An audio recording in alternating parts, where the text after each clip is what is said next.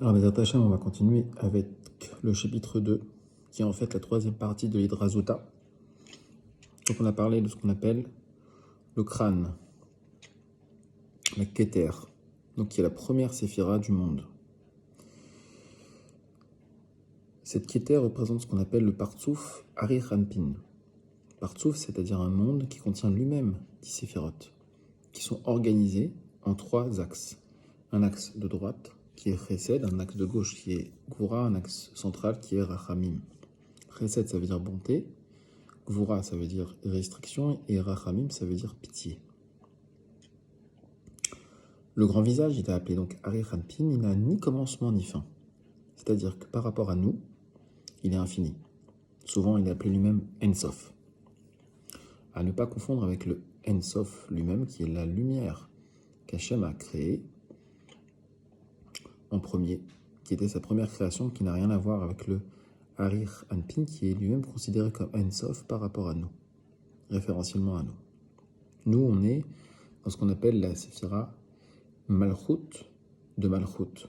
Donc on est dans quelque chose qui est très restreint par rapport au Keter, qui est infini. L'union de ces influences se répand à partir de ce crâne. Donc Hachem a créé le Or Ensof, qui lui-même s'habille dans ce qu'on appelle le Keter, qui est un récipient qui est capable de contenir cette lumière. À partir de ce récipient va se diffuser la lumière d'Hachem de façon tamisée, si on peut dire. Et d'elle, les justes héritent des 400 mondes merveilleux dans le Olam Haba, appelé monde futur. Qu'est-ce que ça veut dire? Ça veut dire que les tzadikim, eux, sont capables de recevoir directement la lumière de Ari Hanpin. Cette union, c'est la tête blanche, qu'on appelle dans la Gemara la tête blanche, dans le traité Chakiga. Et de là tombe ce qu'on appelle une rosée, destinée à nous-mêmes. Nous, on est ce qu'on appelle Zeher Hanpin, le petit visage, qui est appelé aussi Shamaïm, les cieux. Quand Hachem dit dans la Torah qu'il a créé les cieux et la terre, on ne comprend pas les cieux, le ciel qu'on voit ici et la terre qui est noire en dessous de nous. En dessous de nous, non, c'est pas du tout ça. Shamaïm, c'est Zeher Hanpin, et Haaretz, c'est Malchut. Notre corps est dans Malchut, notre Neshama est dans Zeher Hanpin. Donc, lorsque nous disons tous les jours Baruch She'amar, il suffit de prendre conscience que le Keter nous envoie sa lumière directement pour corriger en fait par ce qu'on appelle la lumière de la rosée. Et c'est par cette rosée que les morts ressusciteront à la fin des temps. Ainsi que nous enseigne le verset que Dieu te donne la rosée du ciel. La tête du petit visage, donc qui contient juste 9 points de barbe, reçoit donc la lumière qui vient du Keter qui contient 13 points de barbe, et les 13 complètent les 9. En effet, nous voyons dans la Torah qu'à un moment donné, il y a 13 midot arachamim, des mesures de bonté, avec lesquelles Moshe prie Hachem de lui pardonner les fautes, et à un autre endroit, suite à la faute des Meraglim, on voit qu'il y a 9 mesures de Teshuvah, 9 prières. Pourquoi? Parce que le premier correspond au Keter et le deuxième à Zeher Hanpin, qui est en fait lui-même Tiferet. Et donc pourquoi il y a une telle différence? Parce que donc le Rashbi nous dévoile ici que le Keter, tous les jours, donne sa subsistance à Tiferet. Donc le grand visage, qui est Keter, Ari Hanpin, donne sa subsistance à Tiferet, qui est Zeher Hanpin. Toutes ces explications viennent du Harizal. La tête donc du petit visage de Zeher Hanpin se remplit alors de cette rosée, qui est en fait une image, c'est en fait la Hashpa'a, ce qui vient d'Hachem, c'est la vitalité, et se répand ensuite dans ce qu'on appelle le verger des pommiers, d'accord? C'est-à-dire dans ce qu'on appelle dans le Zohar la royauté, appelée également Malchut. Donc c'est ce qu'on appelle Tapurin Kadishin, représenté également par les pommettes du visage. Ainsi, tout le verger des pommiers s'éclaire de cette rosée-là. Ça, c'est la kavana du chauffard. À partir du moment où on sonne le chauffard, alors la lumière qui part de la tête va rentrer dans notre tête pour ressortir par les pommettes qui sont ici. Donc la kavana du chauffard, c'est de regarder le Baal Toka, celui qui sonne le chauffard, pour voir rougir et devenir rose ses pommettes quand il va souffler, ce qui symbolise la force qu'Hachem nous donne du Keter vers Za et ensuite vers Malchut. Ainsi, tout le verger des pommiers s'éclaire de cette rosée-là. Cet ancien sacré, donc il revient à Keter, à Ariranpin, le grand visage, est caché et enfermé. On ne voit pas sur notre visage le Keter, il est à l'intérieur, il est dans le crâne. On va voir après, Bezrat Hashem, ou une autre fois, dans le chapitre 4, à quoi ça correspond. Sa sagesse suprême, donc ce qu'on appelle la Chorma Ilaha, est contenue dans le crâne. Ainsi, il n'est dévoilé de l'ancien que la notion de la tête. C'est en effet la tête de toutes les têtes. Donc en fait, nous, ce qu'on peut voir du Keter, c'est uniquement l'aspect de la tête.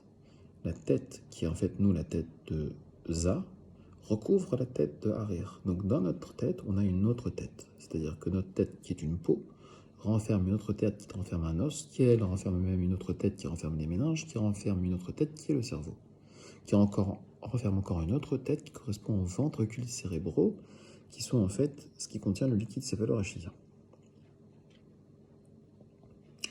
La sagesse suprême, donc, qui est désignée par la tête, qui est renfermée dans la tête du grand visage, la tête de Ariranpin, porte le nom de cerveau suprême. Donc, Chochma Stima, cerveau caché, cerveau qui apaise et que personne ne connaîtra en dehors de lui-même. Chapitre 4, les trois têtes de l'ancien. Donc, en fait, maintenant, Rabbi Shimon Bar Yochai va nous dévoiler de quoi est constitué Ariranpin. Il va nous dire que il va revenir justement au premier élément qu'on avait vu, quelque chose qui est complètement caché et qui est inatteignable. En effet, Ariranpin va être constitué de trois parties, trois têtes. Deux vont être accessibles à l'entendement humain et une dernière ne sera pas accessible ni à l'entendement humain, ni même à Ariranpin lui-même. Il sera complètement voilé. Trois têtes sont gravées, l'une face à l'autre, et toutes à la fois, l'une au-dessus de l'autre. La première tête désigne Chochma Stima, la sagesse cachée, qui est ouverte et non ouverte. Elle correspond en fait à ce qu'on appelle la Gvura de Atik, comme le dit le Malchut dans le Etzraï. C'est-à-dire que cette sagesse, elle est ouverte parce qu'elle correspond à Chochma qui est dans le côté droit, et en même temps, elle est non ouverte car elle reçoit sa vitalité de ce qu'on appelle la Gvura du Partsouf supérieur. On avait vu qu'il y avait 12 Partsoufim, donc Atik et Sanok, et ensuite Harir et Sanok. Atik et Sanok, c'est ce qui est le plus intérieur, le plus profond, le plus interne. Ça, c'est ce Partsouf-là qui reçoit directement le Or Ein Sof. Et ensuite, il transmet ça à Harir. Or, pour transmettre à Harir, eh bien, c'est la Gevura de Atik qui va transmettre la Chochma de Harir. Donc c'est pour ça qu'elle est à la fois révélée et non révélée. Cette sagesse cachée est la tête de toutes les autres têtes. Donc la Chochma, c'est la première Chochma qu'on voit ici, pour laquelle on a une saga, parce que la Chochma de Atik, on n'en a pas idée de ce que c'est. C'est ce qu'on appelle les Sfekot. On avait vu la dernière fois qu'on avait des doutes pour lesquels des doutes concernant la composition de Keter, Chochma et Bina de Atik. Voilà. Le Keter de Keter est composé de Ma et de Bem, de Shem, de Shemot, d'Hachem. Et la tête de Atik, on ne sait pas la proportion qu'il y a de Chochma, donc de Ma, et de Ben, qui a des Sfekot. Deuxième tête, donc on a vu première tête, la moins profonde, c'est Chochma Stima. Première tête. Deuxième tête qui est à l'intérieur, on l'appelle Golgolta. C'est la tête suprême, c'est la tête de l'ancien sacré de Ari Ranpin, caché les cachés, qui est le crâne du grand visage, donc Gulgolta de Ari Ranpin. Ok. Enfin, troisième tête, c'est la tête de toutes les têtes, la tête qui n'est pas une tête, puisqu'on ne sait pas et qu'on ne saura jamais ce que renferme cette tête. Même au temps du Mashiach, on aura toujours des doutes, puisque même Ari Ranpin a des doutes sur elle. Quand c'était le temps de Noach et d'Adam Arishon, nous étions avec une neshama de Harir, mais pas de Hatik. Et on n'avait pas idée, même à l'époque, de ce que c'était que ce Hatik, qui est la troisième tête.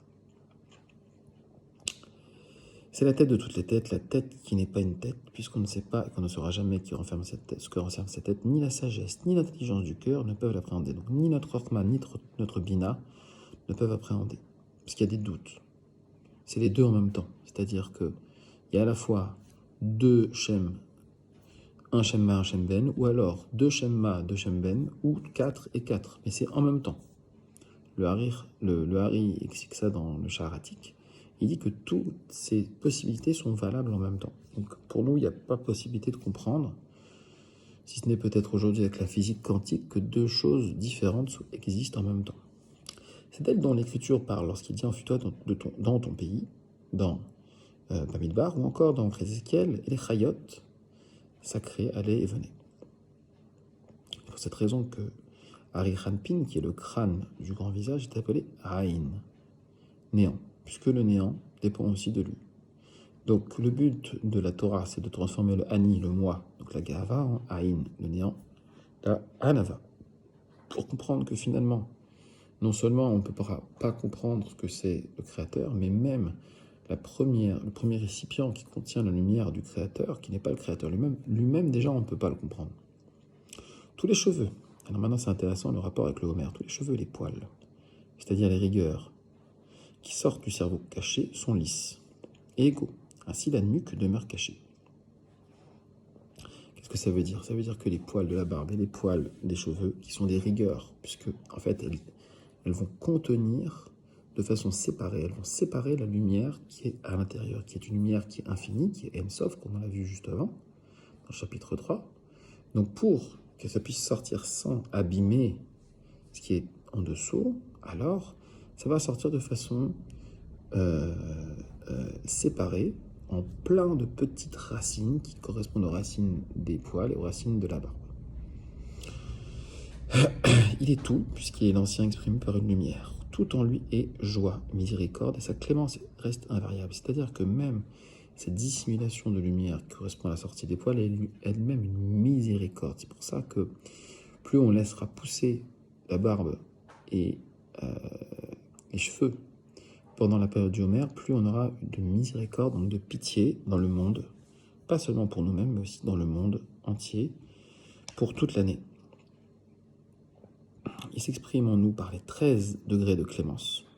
La sagesse sachée est renfermée en lui et s'y divise par 3 fois en 4 directions, ce qui fait 12 états que l'ancien unit en dominant le tout. Les 12 états avec celui de l'ancien constituent bien les 13 degrés. Donc ici on parle de 13 degrés qui sont à l'intérieur du corps, à l'intérieur de la tête, qui vont se répartir en 13 degrés dans la barbe. Nous, on n'a pas accès aux 13 degrés qui sont à l'intérieur, on ne les voit pas, mais on voit les 13 points de la barbe, qui sont elles, donc qui correspondent aux midot arachaim qu'on dit tous les matins, El, Rachum, Vechanun, Erer, Apayim. On va les voir aujourd'hui, ils sont situés ici. Donc quand vous lirez les midot arachaim, vous pourrez avoir cette kavana. Donc El, Rachum, Vechanun. El, Rachum, Vechanun. Erer, Apayim. Veraf Chesed, Behemet. Notse Chesed, La'alafim. Notse Avon, Bafesha, Ferata'a, Venak. Je répète, El, Rachum, Vechanun, Erer, Apayim, Veraf Chesed, Behemet. Notse Chesed, La'alafim, Notse Avon, Bafesha, Ferata'a, Venake. Et donc ceci correspond aux 13 Midot Arachamim, qui sont donc des émanations, séparées et qui proviennent de Arichanpin. Et enfin, le chapitre 5, la voix qui éclaire le monde, une voix éclaire alors à partir du milieu des cheveux qui sortent du cerveau caché. Donc ça, c'est ce qu'on appelle les raies des cheveux. Il y a également donc 4 raies sur les côtés et 4 raies derrière, une raie qui rassemble les 12, donc 4, 4, 4, 3 x 4, 12, plus une qui rassemble toutes, qui correspond à 13. Cette raie éclaire les justes dans le monde à venir. Cette raie correspond en fait aux lignes blanches que l'on voit dans le Sefer Torah. En effet, les lettres représentent une lumière et les raies blanches qui sont entre les lettres du Sefer Torah représentent cette lumière qui est encore plus puissante. La vie des justes est comme une lumière éclatante, ou encore dans le verset, tu te délecteras dans son nom. Car c'est à partir de cette voix que les autres voix qui dépendent du petit visage sont en effet éclairées. Donc finalement, on est éclairé par deux choses, par les cheveux, par les points de la barbe, et par les raies des cheveux. Il faut savoir que Zéoulamadze Asa Elohim, Pharaon, Ménar Mitzraïm, utilisait également cette raie qui rejoint toutes les autres raies avec un serpent. C'est pour ça qu'il avait un serpent ici, à l'emplacement de Téphiline, qui était en fait un serpent qui rejoignait toutes ces raies, mais lui utilisé pour la Touma, pour les forces du mal. Donc cet ancien, le grand visage, Arichanpin, ancien des anciens, qui est l'émanation de la couronne suprême et supérieure, donc Arichanpin est l'émanation de Hatik, sert de couronne à toutes les couronnes, il sert de Keter à tous les Keter. En effet, ça c'est la Kavana de Rosh Chodesh. Et le Rosh Chodesh de tous les Rosh Chodesh, c'est Rosh Chodesh Nissan. C'est pour ça qu'on étudie ça maintenant, parce qu'on est toujours dans la Hashpa, on est toujours dans la continuité de Rosh Chodesh Nissan jusqu'à Shavuot. Les couronnes s'illuminent à partir de lui, et toutes les autres lumières, c'est-à-dire les 7 lumières d'en bas, donc les 7 lumières d'en bas, c'est-à-dire de Chesed jusqu'à Malchut, donc le monde ici, Olam Hazé, s'enflamme et s'éclaire à partir de lui, alors que lui-même, qui est la lampe suprême cachée, demeure inconnu. Donc, la lampe suprême cachée, il s'agit en fait donc, de ce qu'on appelle la Gfoura de Hatik, qu'on avait vu tout à l'heure, qui demeure cachée, dont on ne sait pas ce qu'elle est, mais c'est à partir d'elle que le Or Sof arrive dans notre monde.